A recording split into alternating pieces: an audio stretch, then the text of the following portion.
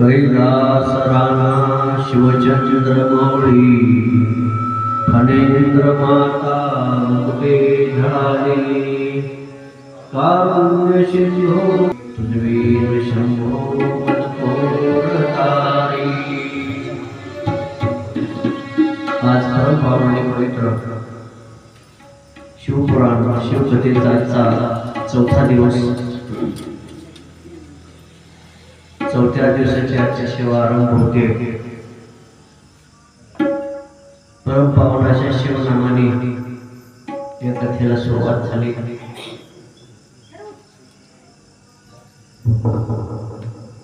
हे शिवपुराण शिव महात्म्य जीवाला उद्धार करून घेण्यासाठी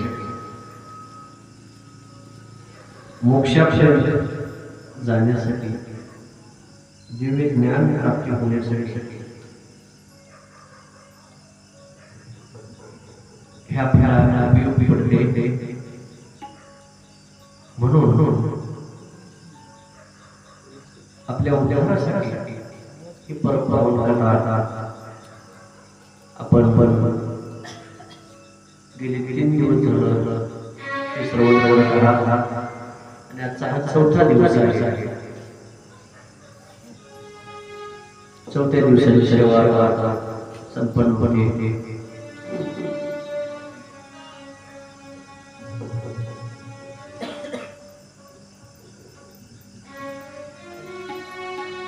आता आपला कलियुगात जन्माला आलेला आहोत. याच्या अगोदर आनंद युग गेलेले प्रत्येक युगामध्ये भगवंतांनी आणि अवतार संपन्न केलेला आहे. भक्तांच्या चरणासाठी त्यांनी वेगवेगळे अवतार केले आणि ज्ञान आणि भक्ती या दोन्ही गोष्टींचं मार्ग दाखवण्यासाठी त्यांचे हे अनेक अवतार झाले. जेव्हा सृष्टीची निर्मितीच नव्हती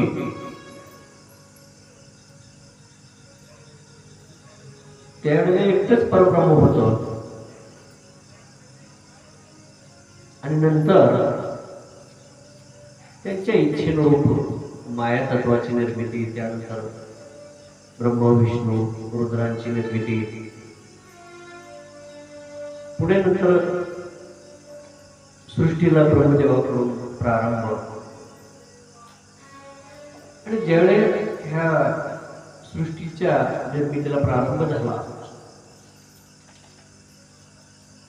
आता जसे आपण जन्माला येतोय तसे जन्म त्यावेळेला नव्हते. अयोगी संभव असे जन्म होते. म्हणजे आता आपण जो आपला जन्म झाला तो 9 महिने 9 दिवस गर्भावस्थेत मातेच्या उदरात गर्भावस्थेत राहून आपला जन्म झाला. पण ह्या सुरुवातीच्या काळात हा विषय नव्हता. अयोगी संभव असे जन्म होते.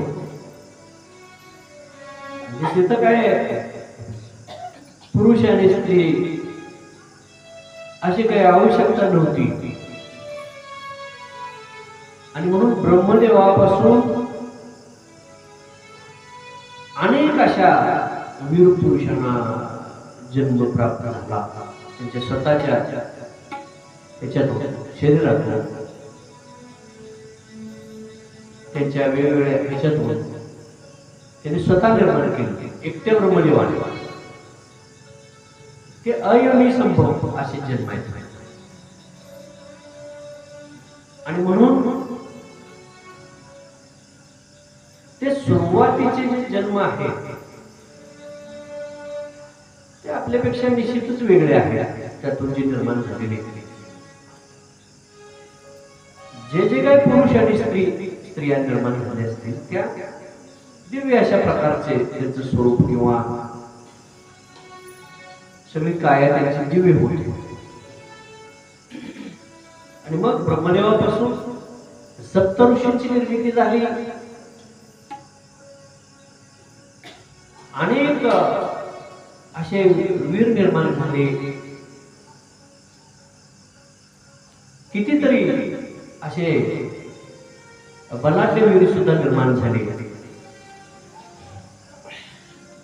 आणि हे करत असताना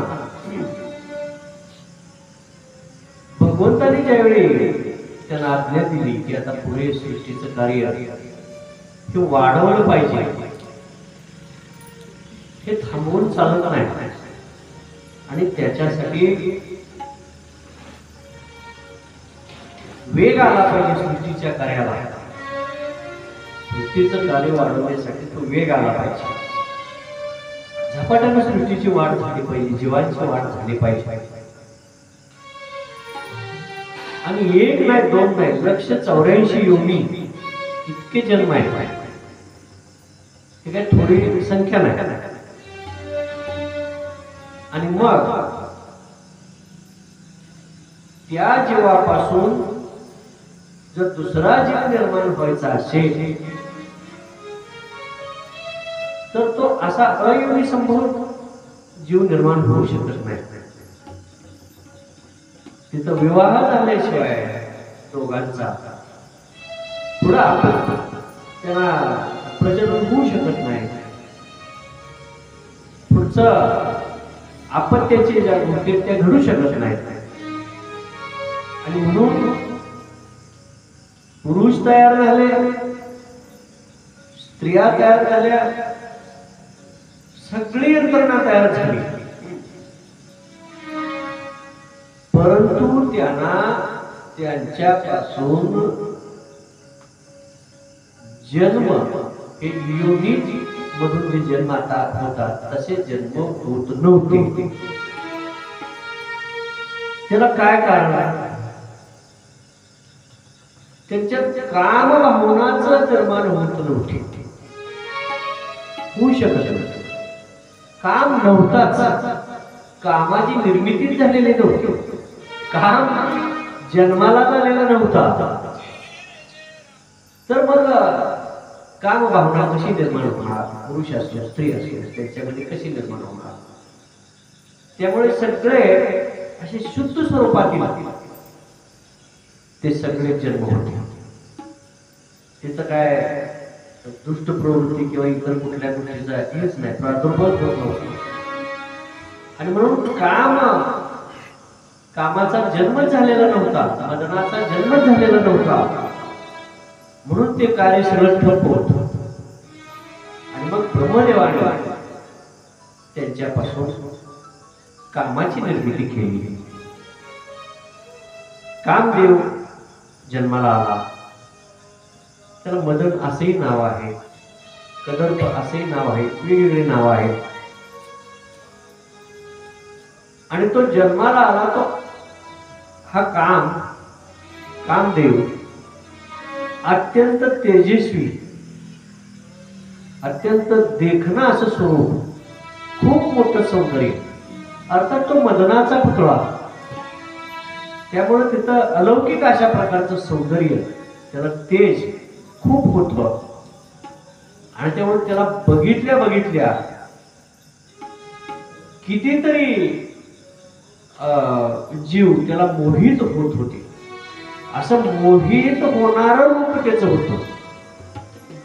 असं अलौकिक रूप त्या मदनाचं, कामदेवाचं होतं. आणि तो निर्माण झाला, उत्पन्न झाल्यानंतर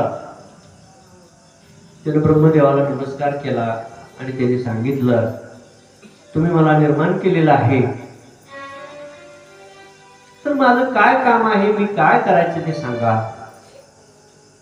आणि मग ब्रह्मदेवाने त्याला काम सांगितलेले आहे. तू कशासाठी तुला निर्माण केलेलं आहे? तर म्हणले, तुझ्यामुळे अनेक जीव हे मोहित होतील, तुला वश होतील सगळे, बाकी कोणालाही वश होणार नाही, पण तुला सर्व, मग ते देव असू दे, ऋषी असू दे, मानव असू दे, कुणीही असू दे, सगळे तुला वश होतील. म्हणजे तुझ्या पुढं कुणाचं काय चालणार नाही, इतका प्रभाव तुझा राहील की सगळ्यांवर तुझा प्रभाव चालेल. म्हणून म्हणजे तुझं काम हे अत्यंत महत्वाचं आहे. आणि मग तुझ्यामुळे आम्हाला हे सृष्टीची निर्मिती करण्यासाठी थोडं सोपं होणार आहे. आणि म्हणून तू तुझ्या कामाला सुरुवात कर, तुझ्या कार्याला तर तू प्रारंभ कर, असा त्यांनी उपदेश केलेला आहे. आणि जन्म होता क्षणी त्या कामदेवाचा, आणि हे मार्गदर्शन होतंय तोपर्यंत कामदेवाचा प्रभाव सगळ्या जीवांवर लगेच चालू झाला. जसं सूर्य उगवल्यानंतर सगळ्या जगतावर प्रकाश पडतो, तिथं कुठल्याही एका शहरावर पडत नाही, तसं काम उत्पन्न झाल्यानंतर, जन्म झाल्यानंतर तात्काळ त्याचा प्रभाव सगळ्या जीवावरती, जो जो जीव असेल, ऋषी असतील, मानव असतील, पुरुष असेल, स्त्री असेल, देव असतील, देवी असतील, सगळ्यांवर त्याचा प्रभाव सुरू झालेला आहे, तात्काळ प्रभाव सुरू झालेला आहे. आणि त्याच्या कार्याला त्यानं लगेच सुरुवात केलेली आहे. हे कार्याला सुरुवात करत असताना त्यानं विनंती केली ब्रह्मदेवाला की म्हणजे तुम्ही मला निर्माण केलेलं आहे, मी हे एकटं कार्य कसं करणार, तर माझ्या जोडीला कोण तर पाहिजे, आणि मग तुम्ही मला एक पत्नी अशी माझ्या बरोबर द्या, मला सहकारी, की त्या आम्ही दोघे मिळून ते कार्य करू. आणि मग तीही विनंती त्याची मान्य केली. आणि मग कामदेवाचा आणि रतीचा विवाह झाला. रती अत्यंत सुंदर अशी होती आणि तिच्याबरोबर विवाह झालेला आहे. आणि पुढच्या कार्याला दोघांनी मिळून सुरुवात केलेली आहे. आनंदाने त्यांचं कार्य त्यांनी सुरू केलेलं आहे. आता सुरुवात कुठनं करायची म्हणजे त्या कार्याला, तर सगळ्यांच इफेक्ट तात्काळ होणार आहे. आणि त्यामुळं ब्रह्मदेवाचा आदेश मिळता क्षणी त्यांनी कार्याला सुरुवात केली. म्हणजे बघूया आपण हे म्हणते तसं आपलं काही चालतंय का नाही बघितलं पाहिजे. जसं काही नवीन सेवा करणारे शिष्य असतात आणि बरेच दिवस झाल्यानंतर 10-5 वर्ष 10-20 वर्षाचा काळ सेवा झाल्यानंतर त्यांना वाटतं महाराज बस म्हणून काय माणसं नीट करते, तसं आपल्याला किती आधी बघूया म्हणून त्या नवीन ताकद आजमावायचा प्रयत्न करतात. हे आपलं काही शक्ती चालते का नाही, कार्यान्वित होते का नाही ह्याचा अंदाज घेतात. तसं ह्या कामदेवाला वाटलं आता आपण हे कार्यान्वित होतोय का नाही बघायला पाहिजे, काय नेमका प्रभाव आपला होतोय का नाही. म्हणते ती एवढं खरं, पण ती जादू चालल्याशिवाय कसे करणार, म्हणून त्यानं प्रभाव टाकायला सुरुवात केली. सगळ्यांवर प्रभाव पडला. ज्यांनी निर्माण केलं त्याला त्या ब्रह्मदेवावर सुद्धा त्याचा प्रभाव पडला. आणि ब्रह्मदेवाचे जे जे काही मुलं होती त्या सर्व मानसपुत्रावर त्यांनी निर्माण केलेल्या सगळ्या त्याच्या पुरुष जे जे निर्माण केलेले होते त्या सगळ्या मुलांवरती सुद्धा कामाचा प्रभाव पडलेला आहे. आणि मग त्या कामदेवाच्या जन्मानंतर पुन्हा ब्रह्मदेवाच्या पासून एक कन्या निर्माण झालेली आहे आणि तिचं नाव संध्या. त्या भोव्यापासून दोन्ही भोव्याच्या मधून तिचा जन्म झाला, ती संध्या. आता त्या संध्येचं नाव संध्या असं का ठेवलं गेलं, त्याला का म्हणतात संध्या, तर ते दिवसभर क्षीण वाटायचे आणि मरकुटल्यासारखे वाटायचे दिवसभर, अवसान नसले. पण जसा दिवस मावळेल, जशी रात्र होईल तशी ती खुलून दिसायची, सौंदर्य तिचं वाढायचं. रात्र झाल्यानंतर सौंदर्य वाढायचं आणि म्हणून संध्याकाळी तिचं सौंदर्य खुलत जात असल्यामुळं तिचं नाव संध्या असं ठेवण्यात आलेलं होतं. दिवसा तिची शक्ती क्षीण व्हायची म्हणून तिचं नाव संध्या. अत्यंत तेजस्वी, त्या कामदेवासारखीच खूप सौंदर्य, अलौकिक सौंदर्य असलेली ही संध्या. आणि ती काही साधीसुधी नव्हती, निरंतर जप करणारी होती, सेवा सातत्यानं करणारी होती. सेवेच्या बाबतीत काही मागं नव्हती. आणि ब्रह्मदेवाची कन्या म्हटल्यानंतर सत्वगुण तिच्यामध्ये राहणारच आहे. आणि म्हणून खूप सेवा, निरंतर जप करणारी अशी ती संध्या होती. आणि मग कामदेवाचा प्रभाव ज्यावेळी या सगळ्यांवर पडला, ब्रह्मदेवावर, त्यांच्या मुलांवर पडला, तसा त्या संध्येवर सुद्धा प्रभाव पडला, सगळ्यांवर प्रभाव पडला. आणि मग ब्रह्मदेवाच्या ठिकाणी कामभावना निर्माण झाली, सगळ्या मुलांच्या ठिकाणी कामभावना निर्माण झाली आणि संध्येचं सुद्धा चित्त विचलित झालं. असा सगळ्यांवर प्रभाव त्या कामदेवाचा आणि त्याच्या शक्तीचा तो प्रभाव पडला.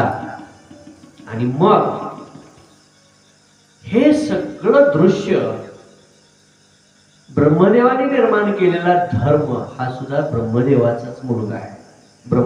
ब्रह्मदेवाचा धर्म हा, हे धर्म सगळं बघत होता. आता म्हणला हे काय, जे काय आपण बघतो ते काय डोळ्यानं बघायसारख्या गोष्टी नाहीत बाबा म्हणला. हे असं बघायला मिळायला नको होतं, पण हे कसं काय असं बघायला मिळायला लागलं. काय म्हणलं, हे सगळ्यांना असे कसे काय चित्त विचलित झाले, सगळ्यांना काम भावना कशी प्रेरित झाली, त्यांना काही नातं गोतं कळे नाही, कोण काय आहे काय कळे नाही, आणि सगळ्यांनाच काम भावना कशी निर्माण झाली. संध्येला पाहून ब्रह्मदेवाचंही चित्त विचलित झालं, त्यांच्या मुलांचंही चित्त विचलित झालं, म्हणजे संध्येच्या भावांचंही सगळ्यांचं चित्त विचलित झालं. हे दृश्य पाहून धर्म अचंबित झाला आणि त्याला वाईट वाटलं. असं व्हायला नको म्हणलं, काय घडायला नाही मला काही कळेना. आणि धर्माने भगवान शिवाची आराधना करण्यास सुरुवात केली. भगवान शिवाची आराधना शंभो शंकरा करुणा जग यादवा शंभो शंकरा करुणा करा जग यादवा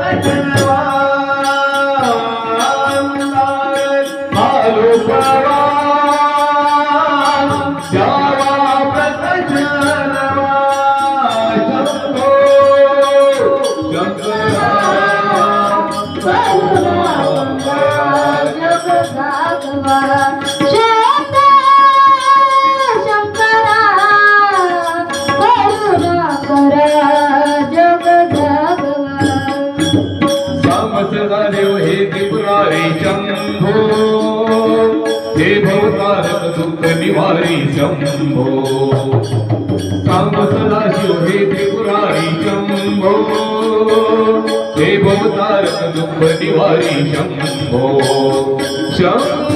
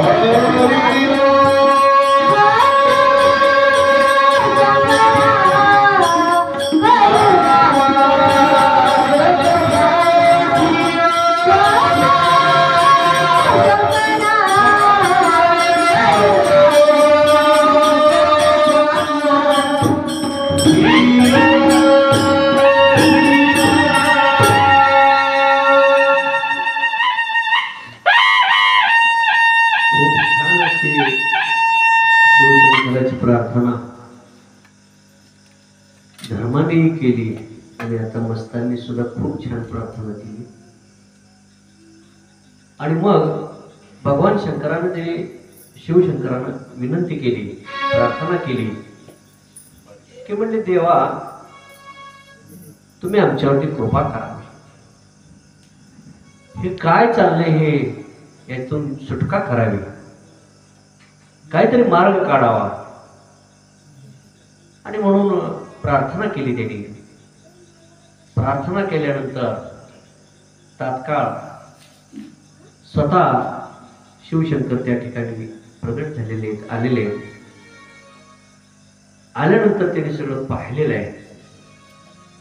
आणि पाहिल्यानंतर सगळ्यांची झाडाझडती घ्यायला सुरुवात केली आहे. आणि ब्रह्मदेवाला त्यांनी विचारलं, ब्रह्मदेवा, अरे संध्याही तुमची कन्ये, कन्येकडे तुम्ही कुठल्या भावनेने बघताय? तुमची मुलगी आहे, तुम्हाला माहित नाही का तुमची कन्या आहे? बाकीची मुलं तिची भावंड आहेत. तुमच्या मनामध्ये काय हे निर्माण झाले? मुलं काय ती साधे नाहीत, ऋषी आहेत.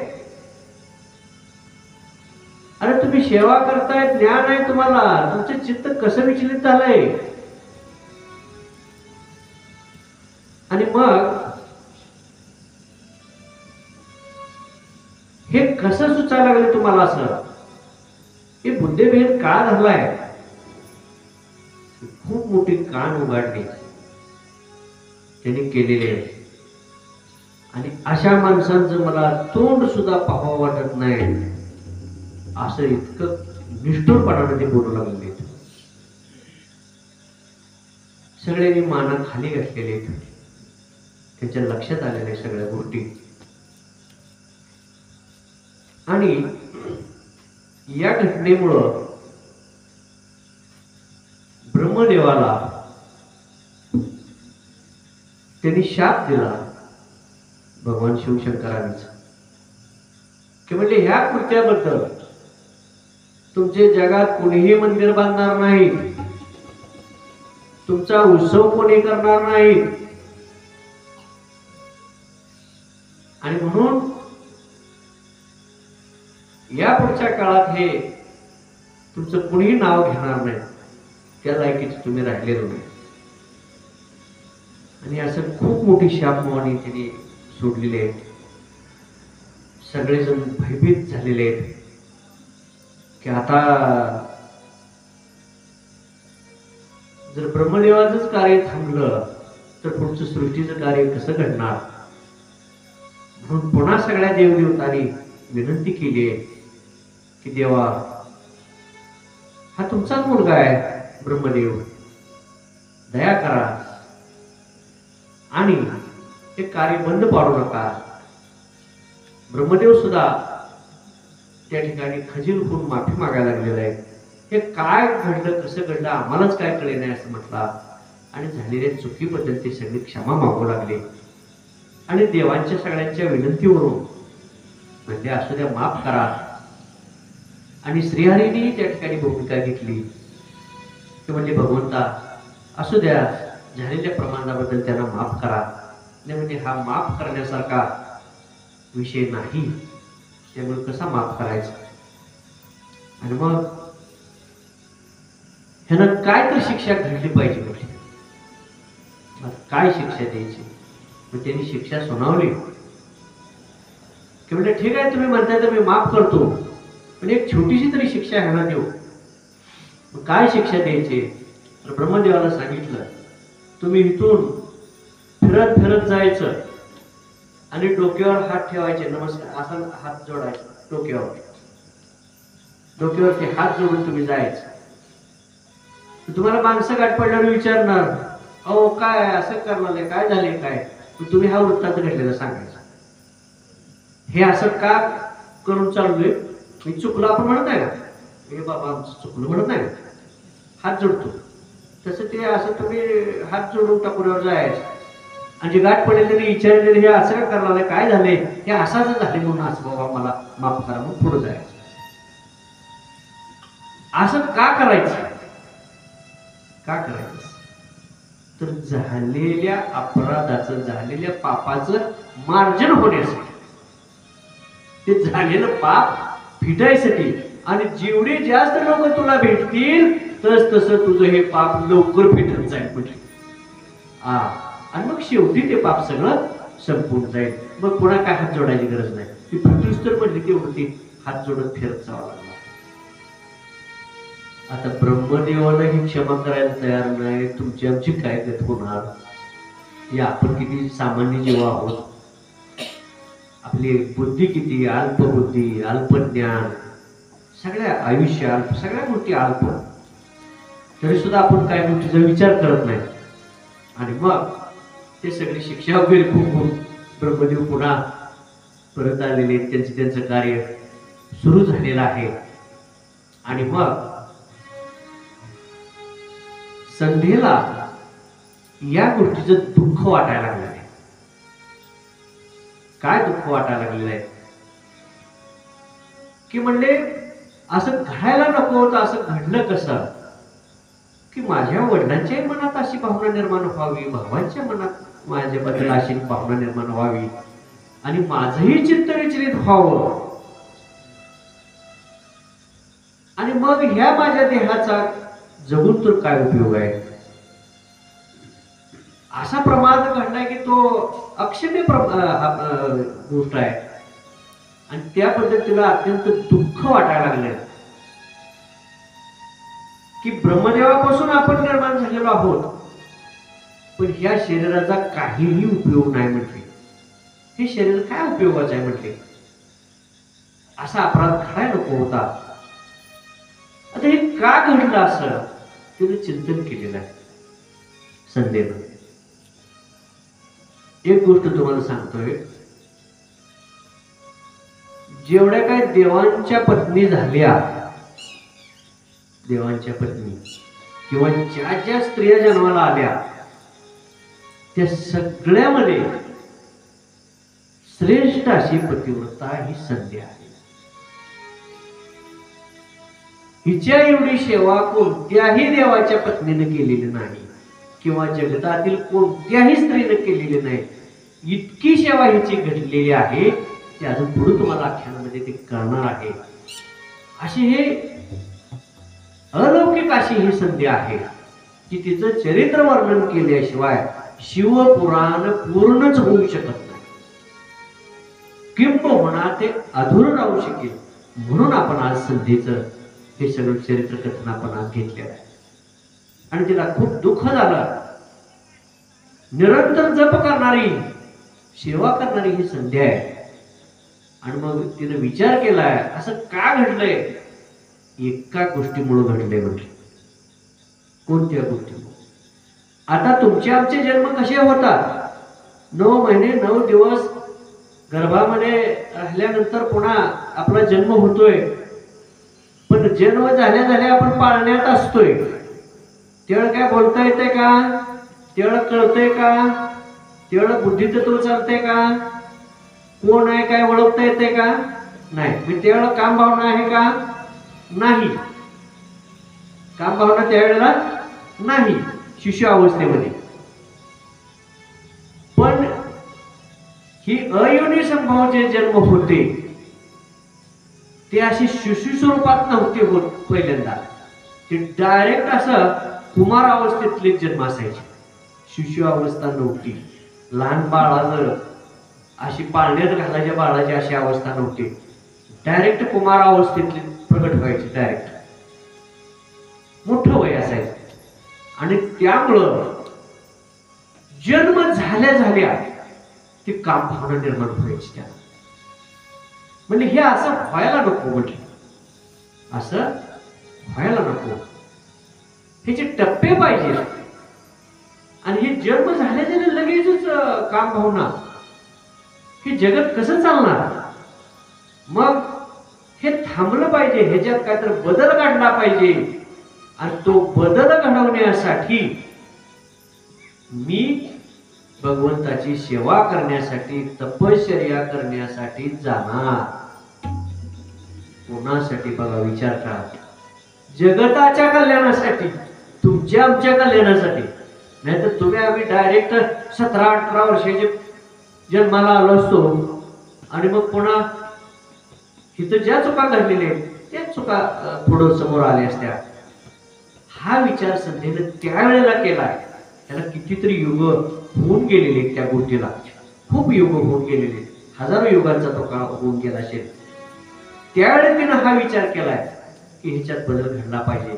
त्यासाठी संध्या तपश्चर्येला जाण्याचं तिने ठरवलं आणि तपश्चर्या करून भगवंताकडून वर प्राप्त करून जगताच्या कल्याणासाठी हा नियम ठरवायला लावून मग मी अग्नी प्रवेश करणार, माझा देह संपवणार. पुन्हा त्या देहाचं काय करायचं? बघा, आपण नुसते अभंग म्हणतो, जगाच्या कल्याणा, संतांच्या विभूती, देह कष्टविती, परोपकारी. कशाला कष्ट आहे? काय आहे? किती विचार केलाय, काय गरज आहे? जगत निर्माण होणार आहे, सगळ्या जगात लाखो करोडो माणसं जन्माला येणार आहेत. त्याच्या कल्याणासाठी हा नियम तयार करायचा आहे. तो भगवंताला तयार करायला लावायचा आहे. तो नियम तयार झालेला नाही, पण तो तयार करायला भाग पाडायचा. ती सहजासहजी होईल का गोष्ट? जी कुठल्याही देवादिकाला जमलेली नाही, ती सहज प्राप्त होणारी गोष्ट नाही. आणि ती गोष्ट प्राप्त झाल्यानंतर, वर प्राप्त झाल्यानंतर मग मी माझा देह संपवणार, माझा देह मी अग्नीत प्रवेश करून संपवणार, असा विचार केलेला आहे. आणि मग तपश्चर्या करण्यासाठी संध्या पर्वतावरची गेलेली आहे. त्या पर्वताचं नाव आहे चंद्रमुख पर्वत. चंद्र पर्वतावरती गेलेली आहे. चंद्रभाग असं नाव आहे त्या पर्वताचं. आणि त्या चंद्रभाग पर्वतावरती संध्या तपश्चर्येसाठी गेलेली आहे. इकडं ब्रह्मदेवाला हे सगळं वृत्त कळलेलं आहे की आपली कन्या तपश्चर्या करण्यासाठी चंद्रभाग पर्वतावरती गेलेली आहे. आणि मग त्यांनी विचार केला की हिला तपश्चर्या कशी करावी हे माहित नाही, हिला अनुग्रह नाही, हिला कुठली सेवेची माहिती नाही. आणि मग ही तपश्चर्या कशी करणार? मंत्र ठाऊक नाही, तपश्चर्या कशी करणार? हा विचार ब्रह्मदेव करू लागले. आणि त्यांनी वशिष्ठ मुनींना पाचारण केलेला आहे. वशिष्ठ मुनींना बोलावण्यात आलेला आहे. आणि वशिष्ठ मुनींना त्यांनी सांगितलं की हे वशिष्ठा, संध्या तपश्चर्या करण्यासाठी चंद्रभाग पर्वतावरती गेलेली आहे. तिला तपश्चर्या करण्याचं कोणतंही ज्ञान नाही, तिला अनुग्रह नाही, सेवा करण्याचं काहीही माहिती नाही, विधी करण्याचं तिला काहीही माहिती नाही. तेव्हा तू काय कर, हा तपश्चर्या करण्याचा विधी सांगण्यासाठी तू त्या पर्वतावरती जा आणि तिला तो सगळा विधी समजावून सांग, कशी तपश्चर्या करायची. आम्हाला जेवायला बसले काय वाढावं हे कळत नाही, आणि काय खावावं हे बी कळत नाही, आणि बसावं का नको बसावं हे बी अर्धा तास कशाचा हिशोब लागायचा आपला? हे तर कसलं नियोजन आहे, किती मोठा त्याग आहे. आणि ब्रह्मदेवाची सुद्धा किती रचना आहे की तपश्चर्येचा विधी सांगण्यासाठी वशिष्ठ मुनींना त्यांनी पाठवलं. आणि वशिष्ठ मुनींनी आज्ञा घेतलेली आहे. ठीक आहे म्हणजे तुम्ही सांगितल्याप्रमाणे तो विधी मी त्यांना सांगेन जाऊन. आणि वशिष्ठ मुनी पर्वतावरती आलेले, चंद्रभाग पर्वतावरती ते आलेले. रम्य असा परिसर आहे, अत्यंत रमणीय असं वातावरण त्या ठिकाणी आहे. आणि त्या रमणीय वातावरणामध्ये एका सरोवराच्या काठी संध्या त्या ठिकाणी बसलेली त्यांना दिसलेले. तिच्या जवळ गेलेले आहेत ते. आणि मग वशिष्ठ मुनींना पाहिल्यानंतर तपश्चर्येचं तेज असलेले हे वशिष्ठ मुनी ते सुद्धा काही साधे नव्हते. पूर्वीच्या काळी कुणीही बिगर तपश्चर्या करणार नव्हतं आणि आताच्या काळात कुणीही उपासना करणार राहणार नाही. हे दोन टोक आहेत. इथं उपासना कोण करणार नाही आणि पूर्वीच्या काळी बिगर तपश्चर्याचं कोण नव्हतं, सगळे तपसाधना करणार. आणि मग संध्येच्या पुढे जाऊन ते उभा राहिलेले आहेत. संध्येने पाहिलं अत्यंत तेजस्वी तपश्चर्येचं तेज असलेले ते महान ऋषी पाहिल्यानंतर दर्शन घेतलेले आहे. आणि दर्शन घेतल्यानंतर वशिष्ठ मुनीने तिची विचारपूस केलेली आहे. पण वशिष्ठ मुनी ओळखू येऊ नये म्हणून ते ब्रह्मचारी अवस्थेत वेश धारण करून, वेगळा वेश धारण करून त्या ठिकाणी आलेले होते. मी वशिष्ठ आहे असं त्यांनी दाखवायचं नाही असं ठरलेलं होतं. ब्रह्मदेवांनीच सांगितलेलं तो रूप बदलून जावा म्हणून. त्यामुळे ते ब्रह्मचारी अवस्थेत त्या रूपामध्ये आलेले होते. आणि त्याने विचारपूस केलेली आहे की म्हणले, बाळ तू कोण आहेस, कुणाची कन्या आहेस, कशासाठी आलेली आहेस या निर्जन परिसरामध्ये, तिथं कुणीही नाही, आणि तुला काय हवाय, तू कशासाठी आलेले आहेस. सगळे विचार जाणून घ्यायचं ठरवलं. आणि मग संध्येने सांगितलं की हे ऋषीमुनी, मी पर्वतावरती तपश्चर्या करण्यासाठी आलेले आहे. कशासाठी तपश्चर्या करणार आहेस तू. मग तिनं वृत्तांत सगळा सांगितलेला आहे की मला भगवंताकडून असा वर मिळवून घ्यायचा आहे की जे जन्माला येणारे जीव आहेत त्यांना जन्मल्या जन्मल्या काम भावना निर्माण होऊ नये, असा वर मला त्यांच्याकडून घ्यायचा आहे. याच्यासाठी तपश्चर्या मी करण्यासाठी आलेली आहे. आणि मग मला तपश्चर्या कशी करावी हे माहित नाही, मला कसलंही ज्ञान नाही, विधी करण्याचं ज्ञान नाही. तेव्हा तुम्ही मला हा तपश्चर्या करण्याचा विधी सगळा मार्ग तुम्ही सांगा, मला अनुग्रह द्या, अशी विनंती संध्येने केलेली आहे. आणि मग वशिष्ठ मुनीने सांगायला सुरुवात केलेली कशी तपश्चर्या करायची. आमच्याकडे अनुग्रह घ्यायला, माळा घालायला कोण येत नाही. ते मठावर यायच्या आधी, महाराजांचं दर्शन घ्यायच्या आधी एवढी मोठी यादी घेऊन येते. तशी आधी बघा हो, पुन्हा माळ घालायचं बघू काय असेल ते, पुन्हा अनुग्रह घ्यायचं काय असेल ते बघू. ही यादीतलं काय काय होते आधी सांगा. होत असले तर आम्ही बघू. कशाला पुढच्या नादाला, म्हणजे कुठल्या थराला आपण चाललो हे थोडं अवलंबन आपण करायचं. आणि मग इथं तपश्चर्याचा विधी वशिष्ठ मुनी सांगू लागलेले. हे संध्या म्हणले, तपश्चर्या कशी करायची. स्नान करायचं, अखंड मौन धारण करायचं म्हणले. बघा, मौनाला अत्यंत महत्व आहे. हे सगळ्यात सोपी सेवा आहे. करते का कोण. आठवड्याकाठी एक दिवस तर मौन धरते का. महिन्यात एक दिवस तर कोण मौन धरते का. आठवड्यात एक दिवस धरले तरी काय हरकत नाही. दिवस म्हणजे काय, दिवस नंतर राहू द्या. सूर्योदय ते सूर्यास्त लयच पाडापाडा करू वाटलं तर दिवस मावळ्यात करून बोलायचं, आरती करू. काय मला दमच निघत नाही, जर काय बंदच होई नाही. दिवस मावळ्यात करून बाडावाडा करा, काय करायचं. सूर्योदय ते सूर्यास्त आरती करून नंतर सुद्धा मौन सोडता येते. मौन धारण कर.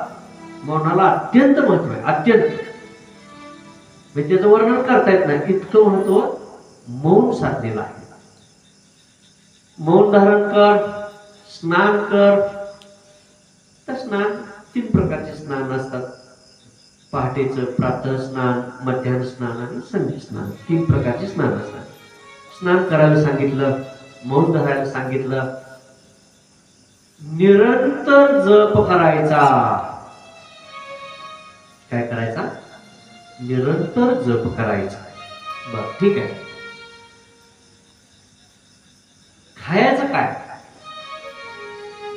खायचं काय? तर काहीही खायचं नाही. मग जलप्राशन करायचं. पूर्वीच्या काळी काही ऋषी मुनी काही झाडाचा पालाही खायचे. झाडाचा पाला खाऊन पाणी पिऊन तपश्चर्या करायची. आपण कसं फळ खाऊन करतो ना, तसं झाडाचा पाला खाऊन पाणी पिऊन तपश्चर्या करायची. पुन्हा पुन्हा ती पाला खायची बंद करायची, पुन्हा नुसतं पाणी घ्यायचे. अशा प्रकारच्या तपश्चर्या काही ऋषी मुनींनी केलेल्या आहेत. आता इथं सांगितलेलं आहे, तू बाकीचं काही खायचं नाही, उपवास. मग जलप्राशन करायचं, पाणी प्यायचं. बर, मग कालांतराने जल सुद्धा प्राशन करायचं नाही, पाणी सुद्धा घ्यायचं नाही. थोड्या दिवसांनी पहिल्यांदा घे पाणी, पुन्हा पाणी सुद्धा बंद करायचं. म्हणजे कसलं? निर्जली उपवास. त्याला कसला म्हणतात? निर्जली उपवास. एखादा तरी घडावा आपला, एखादा तरी वर्षाकाठी, महिन्याकाठी, दिवसभराला जरी घडला ना, सूर्योदय की सूर्यास्तापर्यंत, तरी बस निर्जली. हे सगळा विधी त्यांनी सांगितलेला आहे. आणि भगवान शिवाचं नामस्मरण करण्यासाठी त्यांनी जप सांगितलेला आहे. कोणता जप सांगितला त्यांनी? ओम शंकराय नमः. ओम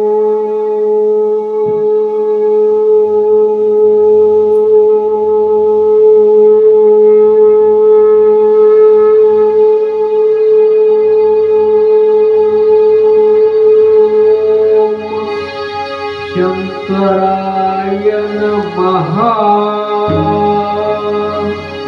असा जप सांगितलेला आहे. हा जप तो निरंतर करत राहायला त्यांनी सांगितलेला आहे. सगळा विधी वगैरे त्यांनी सांगितलेला आहे. आणि तिथून त्यांनी प्रस्थान केलेलं आहे. संध्येच्या तपश्चर्येला प्रारंभ झालेला आहे. आणि जसं सांगितलंय वशिष्ठ मुनीने, तशी मनोभावे भगवान शिवशंकराची सेवा मनोभावे ती करू लागलेली आहे. अखंड निरंतर जप करू लागलेली आहे. किती दिवस तपश्चर्या केली असेल त्याचा काय अंदाज आहे का?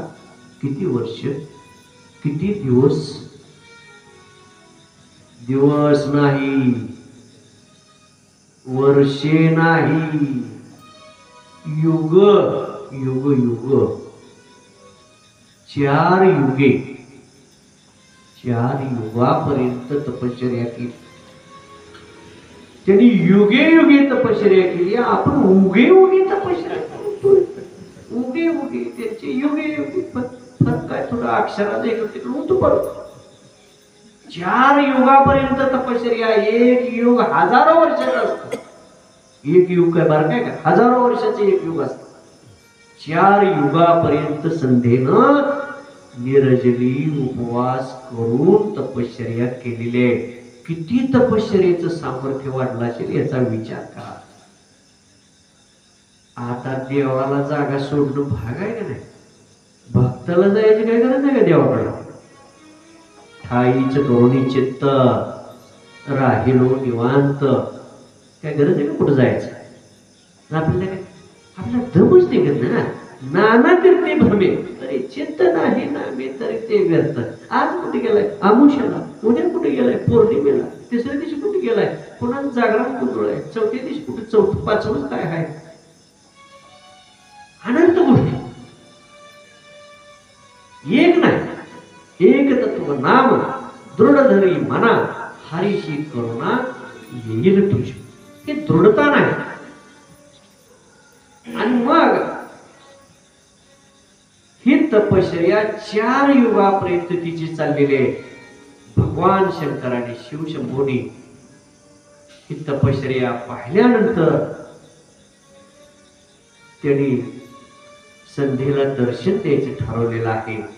आणि स्वतः त्या ठिकाणी प्रगट झालेले भगवान शिवशंकर संध्येला दर्शन देण्यासाठी त्या ठिकाणी आलेले आहेत, तिच्या समोर उभा राहिलेले आहेत. आणि मग संध्येनं पाहिलेलं आहे आपल्या पुढे देव येऊन स्वतः, शिवशंभू येऊन स्वतः उभा राहिलेले आहेत. त्याने दर्शन घेतलेलं आहे. अत्यंत आनंद झालेला आहे. याचसाठी केला होता अट्टहास, शेवटचा दिवस गोड पावा. आणि ज्या गोष्टीसाठी तपसाधना केली ते भगवान प्रसन्न होऊन दर्शन देण्यासाठी आले. आनंद झालेला आहे संध्येला. आता आनंदाचं काय असेल ते बघा.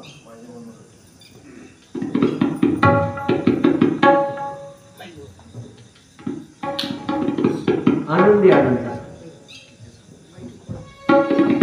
किती सांगू, किती सांगू मी सांगू कोणाला, आनंदी आनंद झाला, आनंदी आनंद झाला.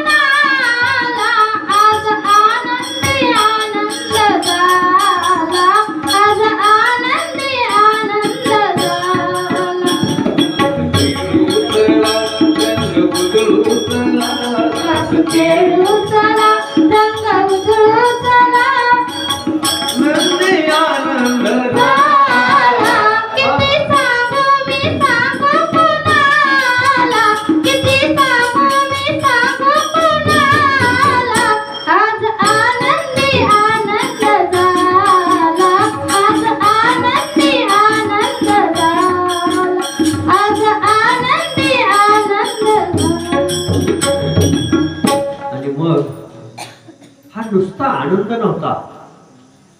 आनंदो रे आनंदो अवघा परमानंद. आनंद वेगळा आणि परमानंद वेगळा. आनंद छोटी गोष्ट आहे. परमानंद हे भगवंताच्या सानिध्यातच मिळतो, सद्गुरूंच्या सानिध्यातच मिळतो, साधू संतांच्या सानिध्यातच हा परमानंद मिळतो. आणि त्याच्यासाठीच हा आपला टास आहे. तो परमानंद तुम्हाला मिळावा. आणि मग संधीला खूप आनंद झालेला आहे. भगवंताचं दर्शन झाल्यामुळं मनाला अत्यंत आनंद, मन उल्लसित झालेलं आहे, परमानंद झालेला आहे. दर्शन झालंय, सगळ्या गोष्टी झाले. पण आता काय बोलायचं. भगवान शिवशंकरांनी सांगितलं, म्हणजे संध्या तू कशासाठी तप करतेस, काय हवंय तुला. तुला जे हवं असेल ते मी द्यायला तयार आहे. जो वर पाहिजे तू द्यायला तयार आहे. सांग म्हणजे माग, तुला काय हवंय. आता याच्या अगोदर कधी ती देवाशी बोललेली नव्हती. फार पूर्वीच्या काळी लग्न होत होती. लग्न झाल्यावर सुद्धा 2-2, 4-4 वर्ष नवरा बायको एकमेकाला बोललेले आठवत नसायचे. काय काय इथे तर देवांचं साठी बोलायचे. आता बोलायचा विषय तो लग्नाच्या अगोदर बोललेले कार्यक्रम सगळे सुरू झालेले असतात, तो विषय नाही. ते कलियुग आहे.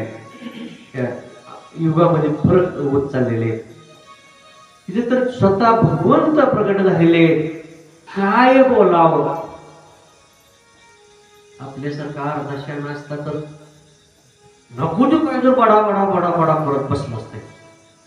टकुर हालायचं बोललेले आपल्याकडे असताना डोकं शांत करणार, विचार देणार, ज्ञान देणार असं काय मुखातनं बाहेर पडत नाही की ज्यामुळे समोरच्याला शांती मिळेल, आनंद मिळेल, सुख मिळेल, असं बोलणं काय आपल्याला ऐकायला मिळत नाही. आणि मग होतं काय, भीक नको पण कुत्रा त्याला कटवून कस तर आपल्याला जावं लागतं. अशा लोकांची खूप संख्या आहे. तिथं भगवंत समोर उभा राहिलेले आहेत. सामान्य गोष्ट आहे काय, देवापुढे बोलायचं, गुरु पुढे बोलायचं, साधू संता पुढे बोलायचं, भगवंता पुढे बोलायचं. काय बोलणार? अज्ञानी जीव असतो, अज्ञानी. बोलण्याचा सुद्धा विधी असतो. तिथं तपश्चर्याचा विधी सांगितलाय. आता मग काय सांगितलं?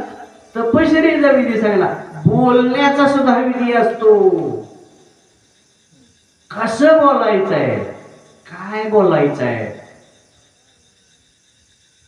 ते ज्ञान स्वरूपच बोलावं लागतं. कसं असतं बोलणं? आपलं येळभर सगळं प्रपंचच बोलणं असेल, दुसरं काय परमार्थ त्यात असतो का? असतो का परमार्थ? नाही. प्रपंच शून्य आहे. तीच सगळी बडबड आहे ना.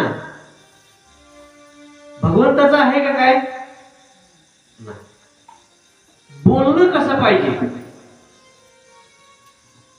भारतला माहिती आहे बोलणं कसं पाहिजे. पहावा विठ्ठल बोलावं. बोलणं कसं असतं? त्या मुखातून काय बोलायचं असतं, तो बोलण्याचा विधी ह्या अभंगामध्ये तुम्हाला कळणार आहे. हा बोलण्याचा विधी. हा कशाचा विधी आहे? बोलण्याचा विधी आहे. म्हणून बोलण्याचा सुद्धा कसा विधी आहे बघा.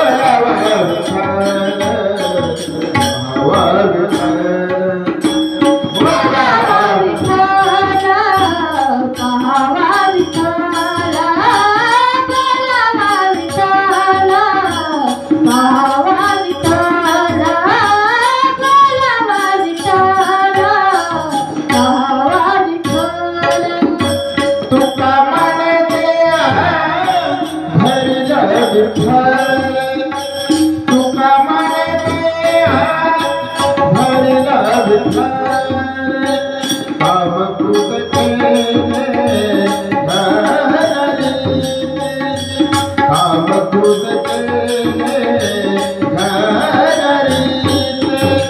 बोलावा विठ्ठल बोलावा विठ्ठल बोलावा विठ्ठल बोलावा विठ्ठल बोलावा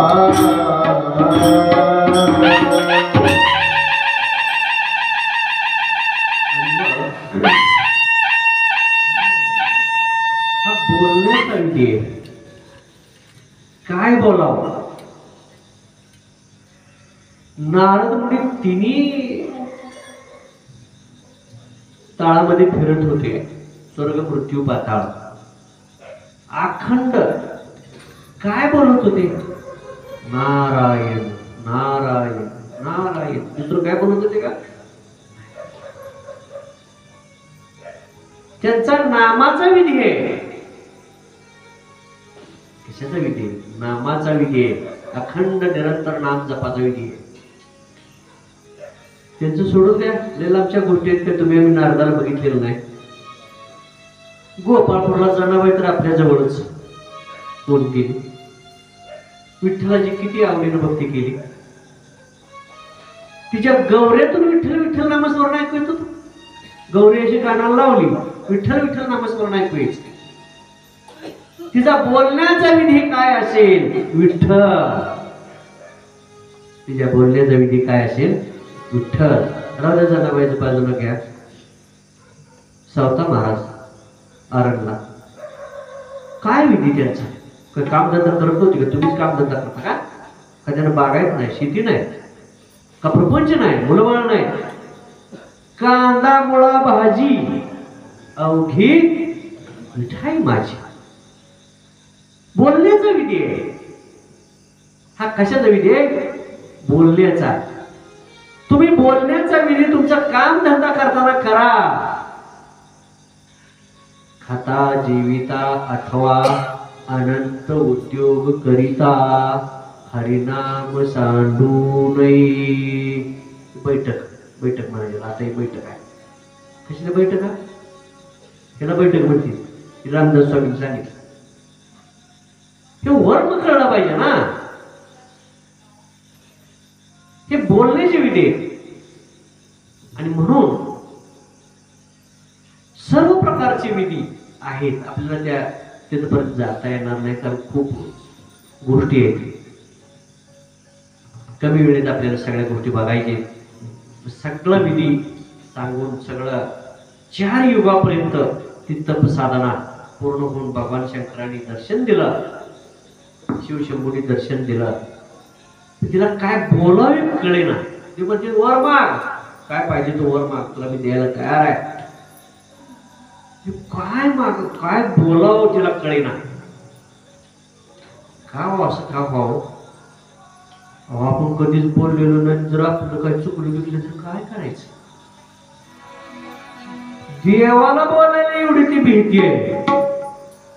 आमच्या घरातली बोलायची आणि हातात घेतली घेऊन खाली ठेवली. ह्याच्यात समाधान मानायचं. विठ्ठला विठ्ठला विठ्ठला म्हणायचं जायचं निघून. कुठल्याही प्रकारचा विधी इथं माहित नाही ना. कोणताही विधी माहित नाही. एकच विधी माहित आहे. खायचं प्यायचं निवांत. या बोल कशाला नादाला लागायचं नाही. काम देणार तेवढं काय नादाला लागायचं. हा विधी यांचा. दुसरं काय. हे कुठं जाणार. नरकेकडे जाणार. यमपुरीतच जाणार. वैकुंठात कशाला जाते तर कैलासाला कशाला जाते. हे नरकेकडे जाणार यमपुरीला. आणि मग काय बोलावं हे कळेना. आता ही गोष्ट भगवंताला कळणार नाही. ती गप का बसली. तिने डोळं झाकलं बघा. तर काय बोलावं हे कळेना म्हणून तिने काय केलं. डोळं झाकलं गप बसली. आता काय बोलायचं. बोलायचं काय. एवढा मोठा परमात्मा परमेश्वर जगाचा नियंता आपल्या पुढे उभा आहे. आपण काय बोलावं? आपल्याला बोलता येत नाही, त्यांची स्तुती करता येत नाही. कसं बोलायचं असतं? स्तुती करून बोलायचं असतं. पहिल्यांदा समोर आलेत ना. अहो, लग्नामध्ये कोण जरी एखादा बारका पुढारी आला तर अगोदर लावून शिकवतो ना, अमके अमके सन्माननीय नेते आलेले आहेत, आगमन व्हायला लागलेले आहे. किती असते हा, आमच्याकडे कार्यकर्ते जेवढे हार तिकडं तिकडं चपल्या बोटापासून सांभाळायला कितीतरी माणसं. ते तरी जगाचा नियंता आहे. आणि तिथं काय बोलावं, काय स्तुती करावी त्यांची, काही कळेना तिला. काय स्तुती करावं म्हणली? स्तुतीचा विधीच मला माहित नाही, मला अभंग बी माहित नाही, काय पाठ नाही मला, मी काय स्तुती करू या भगवंताची? मग काय न बोलता ग बसलेलं बरं. ह्यातच आपला शानपणा म्हणून केलं, डोळं झाकलं गप बसले. देवाने ओळखलं की का ग बसले. आपल्याला ज्ञान नाही कसं बोलावं म्हणून बोलली नाही. किती विचार करायच्या गोष्टी. आपल्याला ज्ञान नाही बोलायचं, स्तुती करण्याचं ज्ञान नाही. आमच्याकडे शहाणा कोण नाही. काही आदेशाने, काही दीडशाने, दोन्ही वाया गेले. शहाणा कोणी नाही. एत चातुर्य शहाणे झाले, प्रमेय रुचीस आले. ज्ञानेश्वर विदित माऊलीने सांगितले. शहाणा कोण नाही, अंतरीचा शहाणा तो शहाणा. मला सांगितलं ना, बोलण्याचा सुद्धा विधी असतो. चोखोबाच्या निधनानंतर त्यांच्या अस्थी ज्यावेळी शोधल्या, त्या अस्थीमधून विठ्ठल विठ्ठल नामस्मरण ऐकू येत होतं. त्यांच्या हाडातून विठ्ठल विठ्ठल नामस्मरण ऐकू येत होतं. म्हणजे त्यांच्या बोलण्याचा विधी विठ्ठल होता. बघा, विचार करा. हे सहज कोण भगवंताची प्राप्ती करू शकत नाही. आणि मग गप बसल्यावर भगवंताने विचार केला, काय बोलावे कळे नाही म्हणून गप बसले. मग काय केलं? न सांगता कळे अंतरीचे गुज, आता तुझी लाज तुझ देवा, आता माझी लाज तुझ देवा. म्हणजे विचार करण्याची गोष्टी. भगवंताने काय केलं? दिव्य ज्ञान दिलं तिला. काय दिलं? दिव्य ज्ञान दिलं, दिव्य दृष्टी पण दिली. आता कसं करायचं? या दोन डोळ्यानं देवाला बघता येत नाही. या दोन डोळ्यानं देवाला बघता येत नाही, म्हणून त्यांनी दिव्य दृष्टी पण दिली आणि दिव्य ज्ञान. कसं बोलायचं? दिव्य ज्ञान पण दिलं. गुरुचरित्रामध्ये एक प्रसंग होता. एक दोन ब्राह्मण होते. ते ज्ञान संपन्न ब्राह्मण, वेद संपन्न, सगळ्या जगामध्ये असं फिरत फिरत आलेले होते. आमच्यापेक्षा श्रेष्ठ कोण ज्ञानी नाही. प्रत्येक मठाच्या ठिकाणी, महाराज मंडळीच्या ठिकाणी, ऋषींच्या ठिकाणी आश्रमात जायचे. तुम्हाला काही ज्ञान आहे का? असेल तर बसा आमच्या बरोबर चर्चेला. वादविवाद, ज्ञानाचा वादविवाद चर्चा करायची. तुम्ही हारला आम्हाला लगेच लिहून द्यायचे, आम्ही हारलोय. असं सगळ्या जगात फिरत आलेले होते आणि सगळीकडे श्रेष्ठत्व त्यांना मिळालेलं होतं. कुणीच त्यांच्या तोडीचं ज्ञान त्यांना सांगू शकलेलं नव्हतं. आणि ते असं करत करत गाणगापूरला भगवंताचा जेवढा अवतार चालू होता, नृसिंह सरस्वतीच्या रूपानं, त्यावेळेला तिथं आले ते दोन्ही ब्राह्मण. त्यांना कळलं तिथं महाराज आहे, त्यांचा मठ आहे, हे ते अनेक शिष्यगण येतात. आता शिष्यगण कशासाठी येते ते महाराजांना माहिती, त्यांना काय माहिती. मग चला म्हणजे दाखवा कुठं आहे. गेले आश्रमात, बसले त्या ठिकाणी. आदरातिथ्य केलं महाराजांनी त्यांचं. बसा म्हणते. आपण कुठून आला, काय सगळं सांगितलं. म्हणजे आम्हाला वेळ फार नाही म्हणले, इतकं बोलायला आम्हाला वेळ नाही, आम्हाला पुढे जायचं, अनेक गाव आहेत म्हणजे. मग तुम्हाला काही चर्चा करायची, ज्ञान चर्चा करायची असेल तर करा. नसेल तर आतापर्यंत पडले कोण आमच्या बरोबर चर्चा केलेली नाही. हरलेले सगळे लिहून दिली मी कागद बघा म्हणजे आमच्या सगळे हरले म्हणजे. अनेक साधू संत ऋषी वगैरे सगळे हरलेले, ज्ञान चर्चेमध्ये हरलेले आहेत. आम्ही सगळ्या जगामध्ये फिरत आलेलो आहे. आम्ही श्रेष्ठ आहे म्हणजे ज्ञानामध्ये, वेद पारंगत आहे. मग तुम्हाला काय बोलायचं असलं बोला पडते ना, नाहीतर म्हणले म्हणली पाडले ना आम्हाला, त्यांचं काही कागदावर घ्या म्हणजे आम्ही सगळ्यांचं लिहून आणलं. अहो म्हणली चहा पाणी तरी घ्या, असं काय करता म्हणजे अतिथी देवो भव, तुम्ही आलाय तर थोडं चहा पाणी घ्या, चहा होऊच तर थांबा म्हणले, आणि आमचं चहा पाणी घ्या आणि मग जा म्हणले, तुमचं काय कार्य करायचं करा. बसवलं त्याला चहा घ्यायला. चहा आणणारे म्हणले ठेवा चहा. चहा होऊच तर 5-10 मिनिटं आपलं वेळ जातो. तेवढ्या वेळात चहा होऊच तर एक शेतकरी, शूद्र जातीमधील एक शेतकरी त्या रस्त्याने चाललेला होता. तो कधी आंघोळ स्नान सुद्धा करत नव्हता, कधी भक्ती करत नव्हता, काय त्याला कसला गंध नव्हता, नुसता काबाडात कष्ट करणारा आणि आपलं काम धंदा करणारा. तसा वैरणीचा भारा घेऊन चाललेला होता डोक्यावर. महाराजांनी सांगितले, अरे म्हणले ते कोण आहे म्हणले रस्त्याने चालले. अहो तो आपल्याच गावातला आहे म्हणले. बर त्याला आण बोलावं म्हणले. लवी शिष्य धावत पडत गेले. शिष्य म्हणले ह्याला कशाला बोलवायला, ते कवळ काय पूजेला नाही, आरतीला नाही, काय नाही, ह्याला बोलवायला.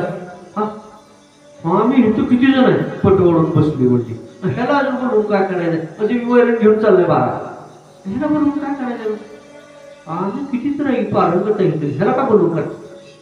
असं मनात विचार करते, काय बोलत नाही, बोलून दाखवत नाही. पण नाही बोललं तर सगळ्या गोष्टी ती माहीत असेल, कळत असेल. म्हणजे गेले त्याला आडवे.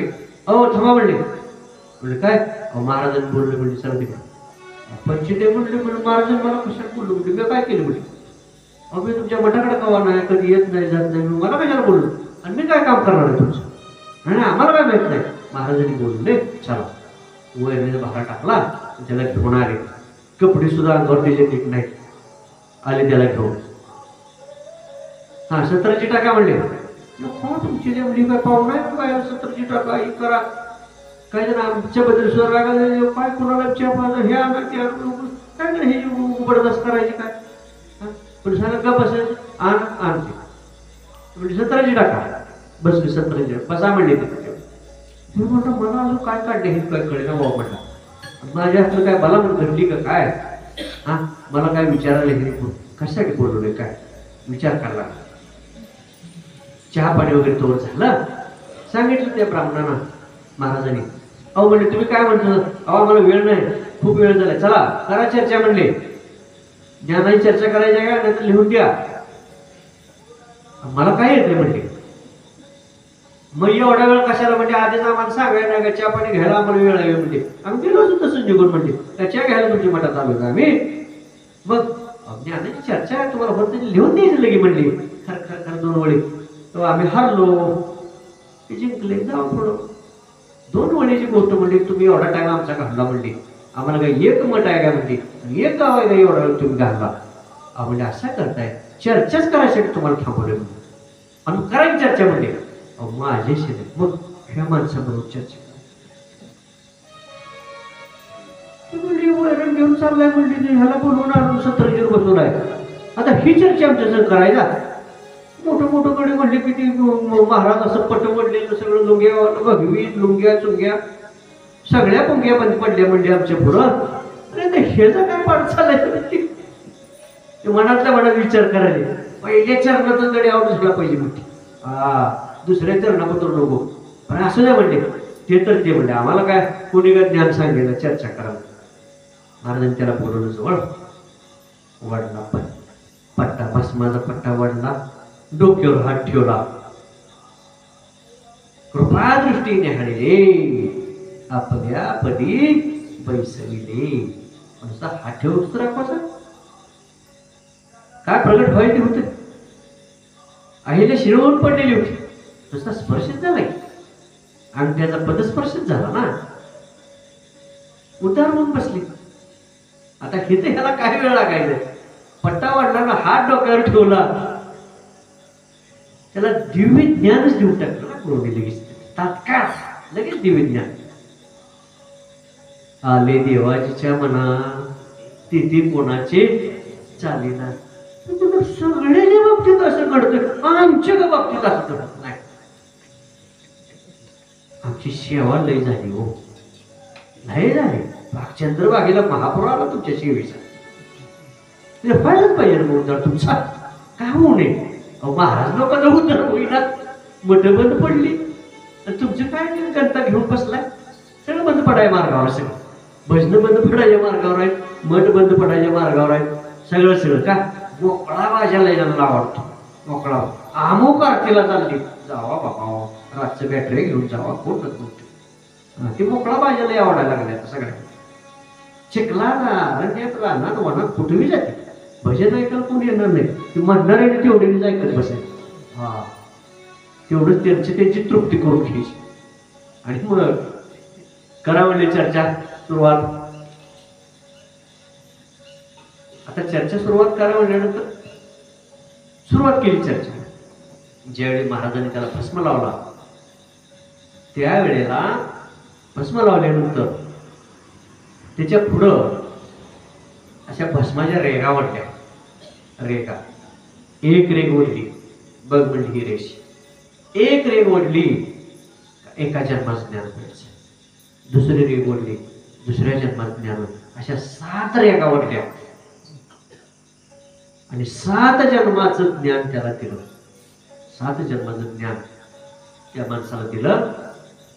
आणि आता म्हणजे करा सुरुवात केली का फटाफट उत्तर सांगायला लागला. कारण तो मागच्या 7 जन्माखाली ब्राह्मण होता. 7 जन्माखाली कोण होता? तो सुद्धा वेद पारंगत होता. पण असा तुमच्यासारख्या भुल्लेवणी करून शेवा बुडवून ह्या थराला आला होता. घसरत जे घसरतला 7व्या नंबरला गेला. 1 नंबरचा विद्यार्थी वर्गातला किती नंबरवर गेला? 7 नंबरवर गेला. आणि मग त्याला हे ज्ञान दिल्यानंतर तो 1 नंबरवर आला. सगळं वेद आठवायला लागला. फटाफट उत्तर दिलं. म्हणजे काय दिसतं ना, अडगत दिसते म्हणले, कशी उत्तर सांगायला लागले म्हणजे कोणाची कृपा? गुरूंची कृपा. हरली सगळं. त्यांनी नतमस्तक झाले. त्यांनी विचार केला, ह्याला एवढं ज्ञान ह्याने दिले महाराजांनी, महाराजाला किती ज्ञान असेल. नको बाबा म्हणजे साष्टांग दंडवत केला, अंगाबाळ गोंधळून आपली निघून गेली. अशा गोष्टीत बाळानो, ज्याची त्याला पदवी इतराला नसावी, संताला म्हणजे आत्मसुख, ही कोणाची पदवी कोणाला मिळू शकत नाही. आणि इथं भगवंताने दिव्य ज्ञान आणि दिव्य दृष्टी संधीला प्रदान केलेले, भगवंताची स्तुती करायला लागलेले, अगदी जशी पाहिजे तशी ती स्तुती करू लागलेली. कारण ते ज्ञान दिल्यामुळं करता करविता तो देवराणा. आता बघा, आता आपल्याला काही येतं का? याची काही गोष्टच नाही, येऊ शकत नाही. मग करणारा बी तोच आहे, करून घेणारा बी तोच आहे. सगळ्या गोष्टीचा मालक करता करविता तो देवराणा, सगळं करून घेणारा तो आहे. आपण काय निमित्त मात्र, कळसूत्रीची बाहुली अशी दोरी वडली का नाचते, तसं काम आहे आपलं. आणि म्हणून मनोमन स्तुती करू लागलेली भगवान शंकराची. स्तुती करून त्यानं प्रार्थना करून, हे देवादी देवा महादेवा, हे चराचराचा मालक आहेस, सगळ्यांचा पालन करता आहेस, सगळ्यांचं रक्षण करणार आहेस, अशा भगवंता तुला माझा नमस्कार, अशी स्तुती करू लागलेली. भगवंताची स्तुती झाल्यानंतर पुन्हा तिथं दर्शन घेतलेलं आहे. आणि मग सांग म्हणले, आता तुला काय वर पाहिजे? मग तिनं वर मागितलेलं आहे. तुला स्वतःसाठी काय हवंय का? नाही म्हणली, मला जगतासाठी मागणं आहे म्हटले माझं. बर, काय मागणं आहे तुझं सांग. तर म्हणले, जो जीव जन्माला येईल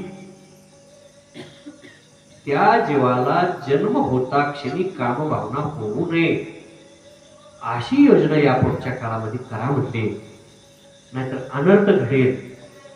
आणि म्हणून तो वर मागण्यासाठी, मिळवून घेण्यासाठी मी ही तपसाधना केलेली आहे. ठीक आहे म्हणजे भगवंताने विचार केला, आता काय केलं पाहिजे, ह्याचा ते कसा बदल केला पाहिजे पुढं. तर 4 भाग तयार केले. टप्पे मानवाच्या जीवनाचे 4 टप्पे तयार केले त्यांनी. पहिल्यांदा जन्म होताच की नाही शिशु अवस्था. शिशु अवस्था अगदी लहान जन्म ज्याला झाले त्याला शिशु म्हणायचं. ती शिशु अवस्था पहिल्यांदा प्राप्त होईल.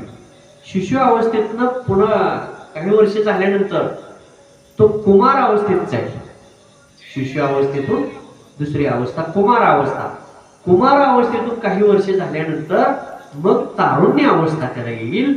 तारुण्य अवस्थेतून तो शेवटी 4थ्या भागाकडे वार्धक्याच्या भागाकडे जाईल. हे 4 भाग केले. पहिल्या शिशु अवस्थेमध्ये त्याला काम भावना होणार नाही अशी योजना केली. त्यामुळे लहानपणात लहान मुलं ही देवासारखी असतात. ते खोटं बोलत नाही. ती लहान मुलं निरागस असतात, शुद्ध असतात. त्याला कारण तिथं काम भावना नसते म्हणून ते बाल्यावस्थेत शुद्ध असतात. ते जैशी गंगा वाहे तैसे ज्याचे मन भगवंत जाणं तयाजवळ. शिशु अवस्थेतून कुमार अवस्थेपर्यंत गेल्यानंतर त्याच्या पुढच्या टप्प्यात मग तारुण्य अवस्थेत ही काम भावना होईल अशी रचना भगवंत करतो म्हणले. पण काही त्याला अपवाद राहतील. दुसऱ्या टप्प्यातल्या कुमार अवस्थेतल्या शेवटच्या चरणात सुद्धा काही जणाला ते निर्माण होईल म्हणून सांगितलं. मुख्यत्वानं 3ऱ्या टप्प्यातच तारुण्य अवस्थेतच ते काम भावना निर्माण होईल. पण काही प्रसंगी अपवादात्मक शेवटच्या चरणाला कुमार अवस्थेच्या तिथं सुद्धा काही लोकांना ती काम भावना निर्माण होऊ शकते अशी रचना त्यांनी केली. आणि वार्धक्यापर्यंतचे 4 टप्पे तयार केले. तू म्हणते त्याप्रमाणे हे सगळं आता नियोजन केलेलं आहे. या पद्धतीने इथून पुढचे जीव जन्माला येतील त्याला लगेच काही काम भावना निर्माण होणार नाही. सगळी रचना केली. आता म्हणले तुझ्यासाठी काय करू दे सांग. म्हणजे नाही जगतासाठी झालं म्हणजे काय बाकीचे कुठं नाही म्हणजे सगळ्या जगात तुझ्यासाठी काय करू दे सांग म्हणले. आणि तू पाहिजे ते वर माग म्हणले. मग त्यानं सांगितलं भगवंतानेही सांगितलं त्याला तू पाहिजे ते माग तुझ्यासाठी. मग त्यानं मागणी केली. काय मागणी केली? जो कोणी माझा पती होईल तो कामासक्त नसावा. तो कामासक्त नसावा. नाहीतर काय जाणार ते सारखं फॅट डोक्याचं काय काम धंदा नाही काय नाही असं नाही म्हणजे कामासक्त माझा पती नसावा. मग तो कसा असावा? मित्रासारखा असावा. तो पती कसा असावा? मित्रासारखा असावा. ठीक आहे. म्हणजे गरजेनुरूप काम भावना तिचा म्हणण्याचा उद्देश. अति काम भावना नको असं तिचं म्हणणं. ठीक आहे म्हणले तू जसं मागणी तसं. अजून काय तुझी मागणी? तर म्हणले मी श्रेष्ठ पतिव्रता म्हणून ह्या जगतामध्ये माझा नावलौकिक झाला पाहिजे. माझे नावलौकिक काय झाला पाहिजे? श्रेष्ठ पतिव्रता म्हणून माझं नाव जगतामध्ये झालं पाहिजे. होईल म्हणले तू श्रेष्ठ अशी पतिव्रता म्हणून तुझी गणना केलीच आहे जगतामध्ये सगळ्या त्रैलोक्यामध्ये होईल. अजून काय पाहिजे तुला सांग? म्हणले माझ्या पती व्यतिरिक्त जर कोणी माझ्याकडं काम भावनेनं बघितलं तर तो नपुसक झाला पाहिजे म्हटले.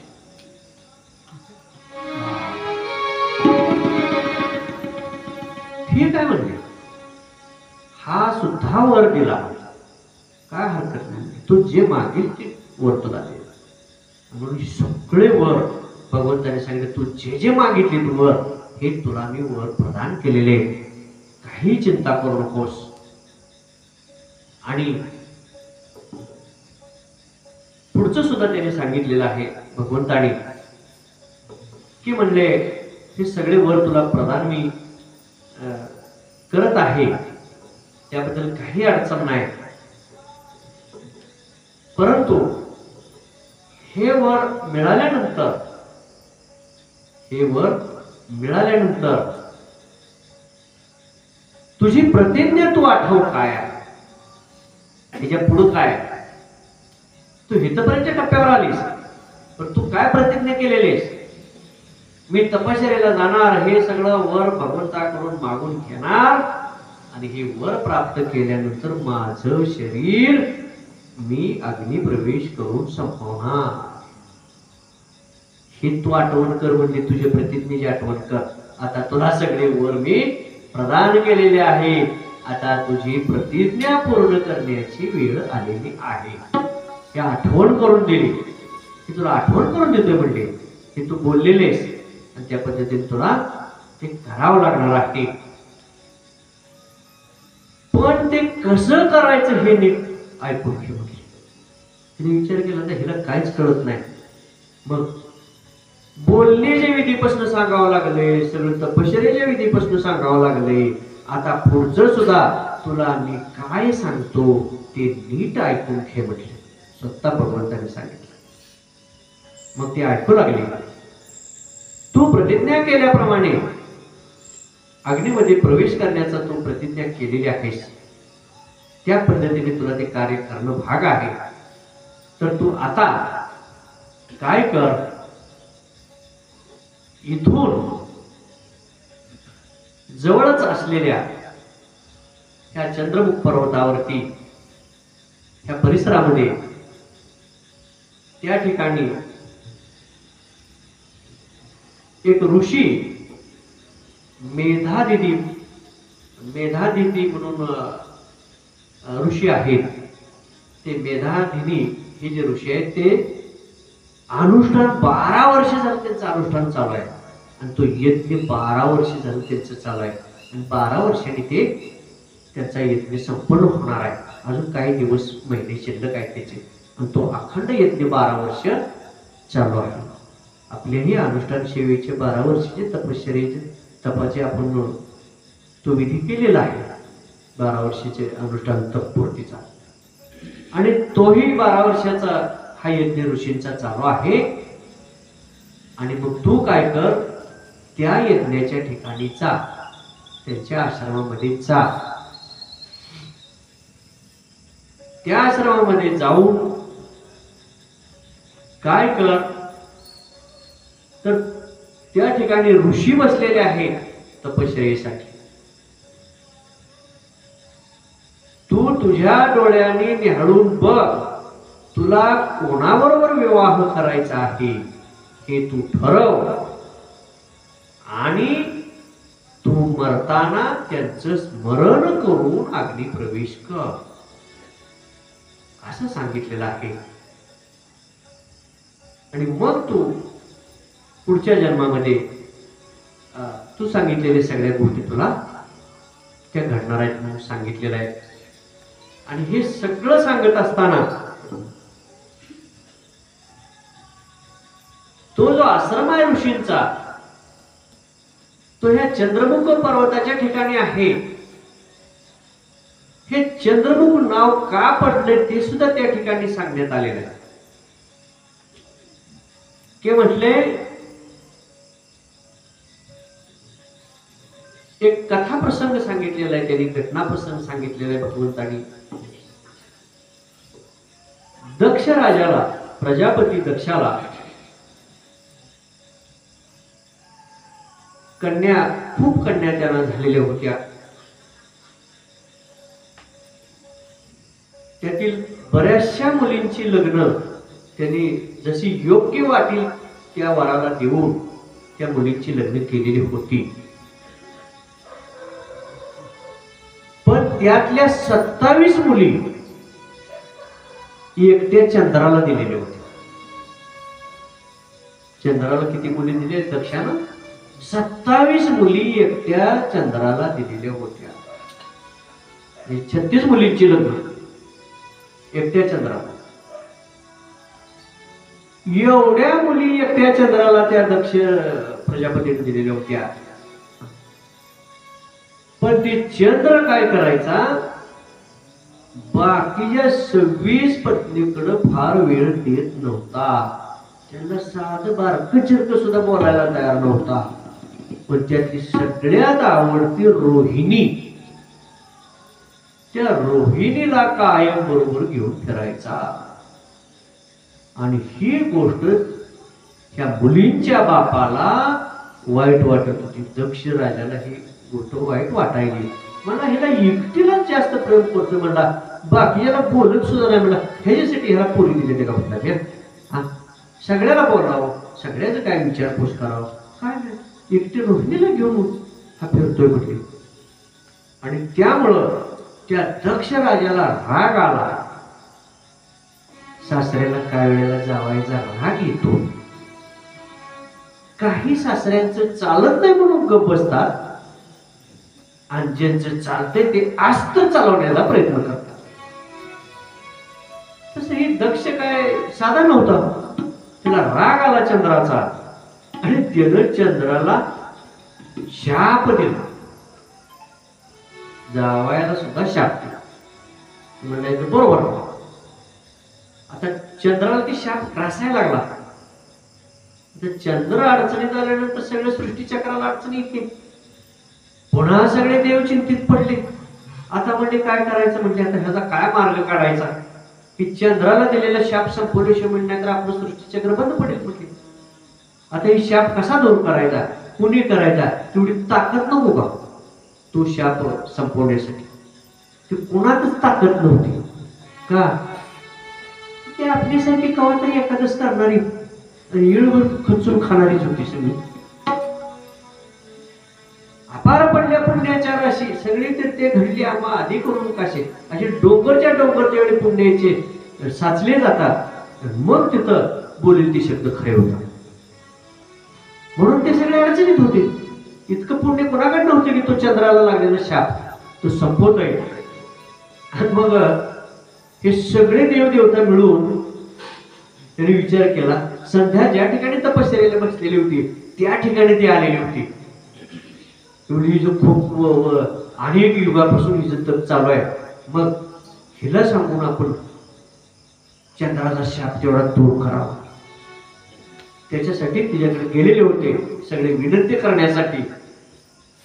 पण तपश्चर्येत मग्न असल्यामुळं संध्येनं टुकून सुद्धा बघितलं नाही आणि डोळे उघडलेच नाही.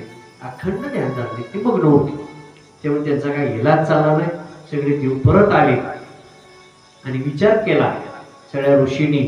आता म्हणजे मार्ग काय काढायचा, ह्याच्यावर काहीतरी मार्ग निघाला पाहिजे. आणि मग त्यांनी एक नदी त्या ठिकाणी निर्माण केली देवदेवतांनी आणि ऋषींनी मिळून. आणि ती नदी निर्माण केली की ह्या नदीमुळे हा पावन होईल आणि मग त्याचा शाप संपेल. याच्यासाठी नदीचं उगम त्या ठिकाणी तयार केला. नदी तयार केली, निर्मिती केली नदीची. चंद्रासाठी ही नदी तयार केली म्हणून तिचं नाव चंद्रभागा ठेवलं. म्हणून आपल्या चंद्रभागेच्या ठिकाणी सुद्धा चंद्रमुख नावाचा त्या ठिकाणी एक स्थान आहे. आपल्या सुद्धा चंद्रभागेच्या ठिकाणी चंद्रमुख स्थान आहे. सूर्याचं स्थानाचं बी एक स्थान आहे, तसं चंद्रमुख स्थान सुद्धा आहे. आणि मग ही चंद्रभागा चंद्राच्या कार्यासाठी निर्माण केलेली, त्याला शापमुक्त होण्यासाठी निर्माण केलेली नदी म्हणून चंद्रभागा असं नाव त्या नदीला त्या ठिकाणी पडलेलं आहे. चंद्र त्यामुळे तो शापमुक्त झालेला आहे. हे सगळं संध्येला भगवान शिवशंकरांनी सांगितलेलं आहे. एवढं सगळं घटनाक्रम घडलेला आहे. आणि म्हणून तू त्या आश्रमात जाऊन त्या ठिकाणी अग्निप्रवेश करायच्या अगोदर सगळे ऋषी बसलेले. तू गेल्यानंतर तू कोणालाही दिसणार नाहीस. का दिसणार नाही, तसे आम्ही ते अस्त्र टाकू म्हणले की तू कोणालाही दिसणार नाही. आणि मग तू डोळ्याने निहाळ, तुला कुणाबरोबर विवाह करायचा आहे त्या ऋषींचं चिंतन कर मनामध्ये. आणि चिंतन करत स्मरण करत त्या ठिकाणी अग्निप्रवेश कर असं सांगितलेलं आहे. संध्या केलेले सगळे ऋषी बसले पण कोणालाही दिसलं नाही. ती आलेली दिसली नाही. कारण ती माया भगवंताची असते. कृष्ण जन्म झाल्यानंतर सुद्धा ते सगळ्या तुरुंगवासातून, सगळ्या जेलमधून, त्या कारागृहातून भगवंताला नेताना सगळे रक्षक होते पण कोणाला दिसले नाही. ते कशा कड्या उघडल्या, कुलप कशी निघाली, कोणालाही दिसलं नाही. म्हणजे ती देवांची माया असते, ती रचना लीला असते देवांची. तसं इथं कोणालाही दिसलं नाही संध्या आलेली. आणि तिने विचार केला की आता आपल्याला सांगितलेलं आहे कोण पती व्हावा, हे स्मरण करून अग्निप्रवेश करायचा. मग तिला आठवलेलं आहे, काय आठवलेलं आहे की जो आपण पहिल्यांदा पाहिला आणि ज्याने आपल्याला उपदेश केला त्याचं स्मरण करूया. वशिष्ठ मुनी ब्रह्मचारी रूपामध्ये संध्येला विधी सांगण्यासाठी आलेले होते तपश्चर्येचा, आणि तेच रूप ते आठवायला लागलेले. त्यांनाच पती व्हावं म्हणून मागणी करण्यासाठी ते स्मरण करू लागलेले. आणि वशिष्ठ मुनीचं स्मरण करून त्यानं अग्निप्रवेश त्या ठिकाणी केलेला आहे. अग्नीमध्ये सगळं शरीर दग्ध झालेलं आहे. तर मोठा यज्ञ होता तो अग्नीचा, खूप मोठा अग्नी प्रज्वलित झालेला होता. सगळं शरीर दग्ध झालेलं आहे. पण ते काय साधं शरीर नव्हतं. शरीर सगळं दग्ध झाल्यानंतर, जाळल्यानंतर तिथं सगळीकडे सुगंध दरवळला. इतका अलौकिक सुगंध त्या ठिकाणी निर्माण झाला. आणि मग पुढची योजना भगवंतांनी केली की तिचं शरीर दग्ध झाल्यानंतर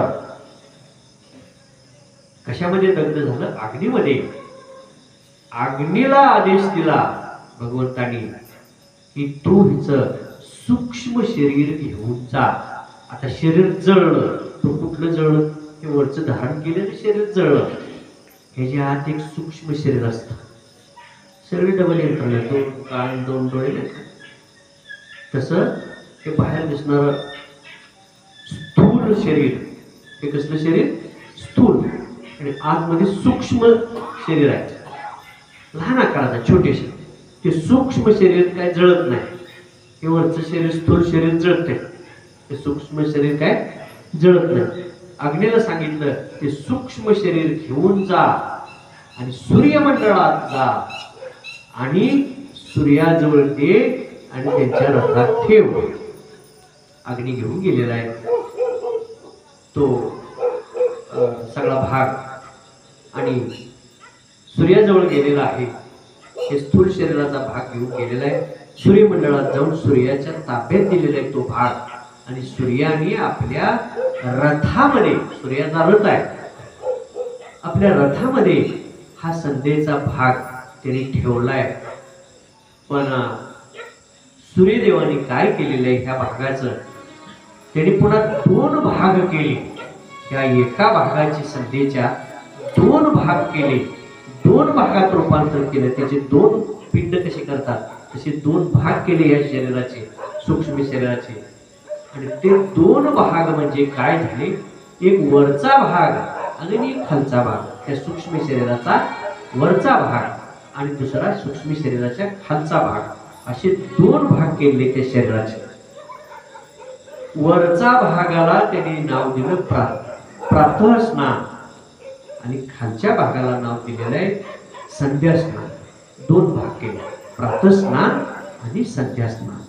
तिच्या नावावरूनच ते पुढं कार्यान्वित झाली ही सेवा.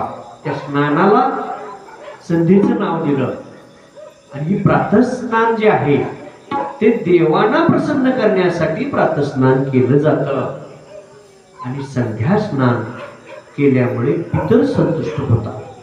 असं दोन्ही स्नानांचं महत्व त्या ठिकाणी तयार झालं. त्या दोन उद्देशाने, दोन भागाने, ते दोन भागाचे दोन स्नान पूर्वीच्या काळात रूढीला आले. त्या परंपरेनुसार ते चालत आले.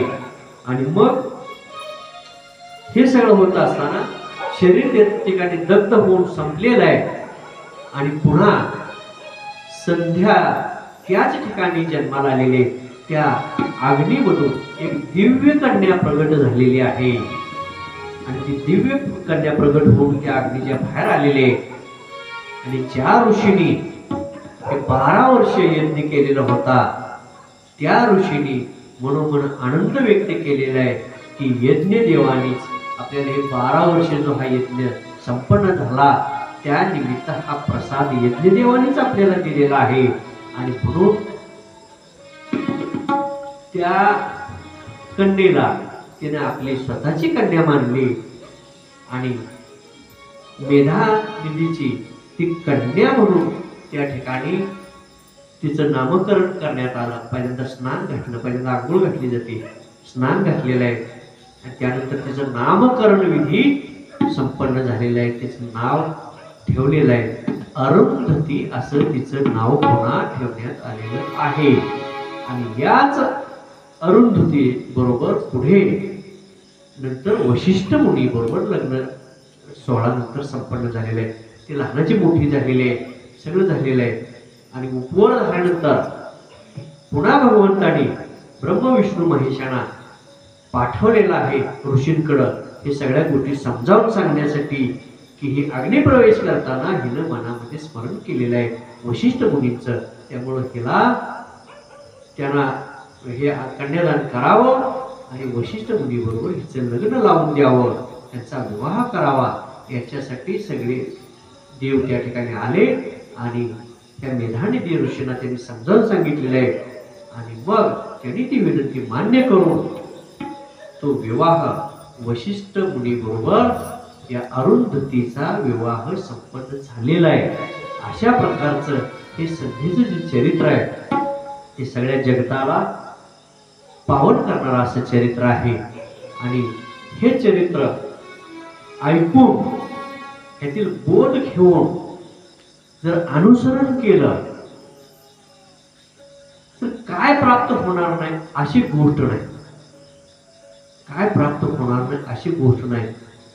जे मागाल ते मिळेल. फक्त तयारी कशाची असावी लागते? सेवेची. आपण कमी पडतो कुठं? सेवेमध्ये कमी पडतो. जी इच्छा असेल आपल्याला ती इच्छा भगवंत पूर्ण करतात. म्हणून अखंडपणानं भगवंताचं स्मरण करा. आणि भगवान शिवशंकर हे सगळ्यांच्या मनोकामना पूर्ण करणारे आहेत. मानवाच्या मनोकामना पूर्ण करणारे, देवतांच्या मनोकामना पूर्ण करणारे, ऋषीगणांच्या मनोकामना पूर्ण करणारे, सगळ्या सृष्टी चक्राच्या वर आहेत. सगळ्या कालचक्राच्या वर, मायेच्या चक्राच्या वर असलेले हे निर्गुण निराकार परब्रह्म तत्व भगवान शिवांचं त्यांची आराधना अखंड केल्याने तुम्हालाही निश्चितपणानं सुखप्राप्ती होईल, ज्ञानप्राप्ती होईल आणि भक्ती फलद्रूप होईल. सुखी आणि आनंदी व्हाल आणि प्रपंचही चांगला होईल आणि परमार्थही चांगला होईल. म्हणून आजच्या आपल्या ह्या सेवेसाठी हे संधीचं चरित्र आपण घेण्यात आलं. कारण असं चरित्र किंवा अशी सेवा जगतामधील कुठल्याही स्त्रीने केलेली नाही. म्हणून ही श्रेष्ठ पतिव्रता धर्म तिचा तो जागवला गेला आणि सगळीकडं तिची ख्याती झाली. अशी अजरामर ख्याती अनेक भक्तांची व्हायला पाहिजे. ती सेवा केल्यानंतर निश्चितपणानं होईल.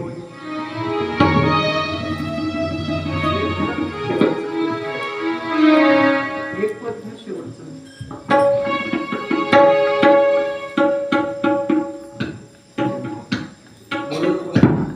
गुरुच्या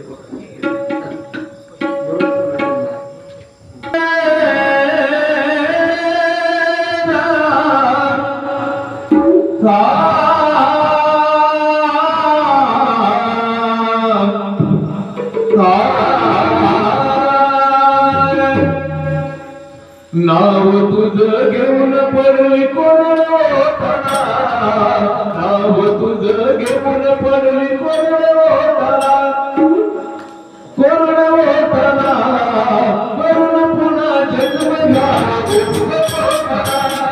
मरून पुन्हा जन्म घ्यावा,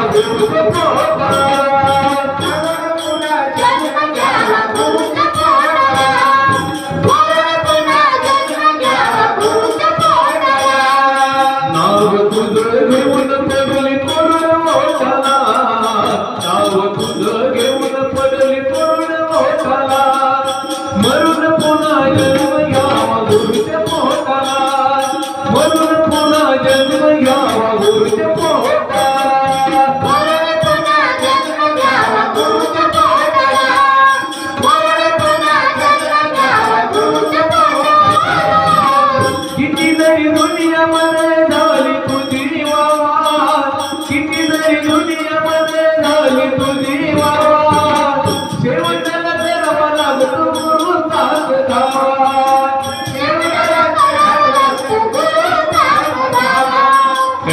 वेगाने गुरु सेवेत हा देव मोठला, वेगाने गुरु सेवेत हा देव मोठला, देव मोठला. मरुन पुन्हा जन्म घ्यावा गुरुच्या पोटाला, मरुन पुन्हा जन्म घ्यावा गुरुच्या पोटाला, मरुन पुन्हा जन्म घ्यावा गुरुच्या पोटाला.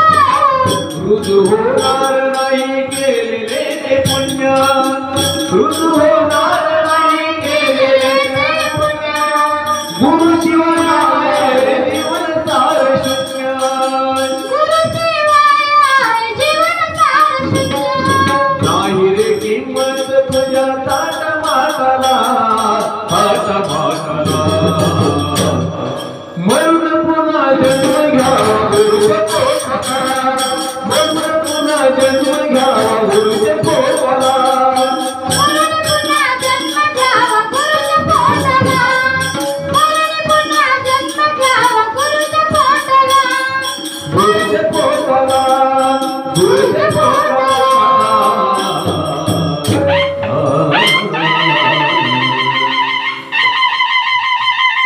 मध्ये असतं जो प्रसाद ग्रहण करण्यासाठी असतं, म्हणून तो प्रसाद उद्या घेण्यासाठी आणि तो लाभ घेण्यासाठी तुम्ही लवकर वेळेवरती या.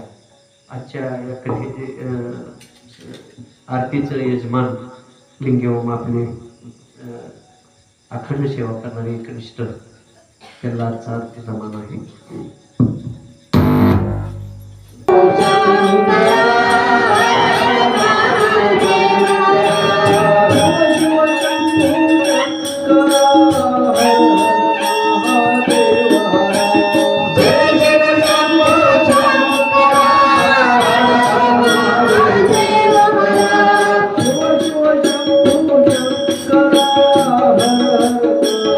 देव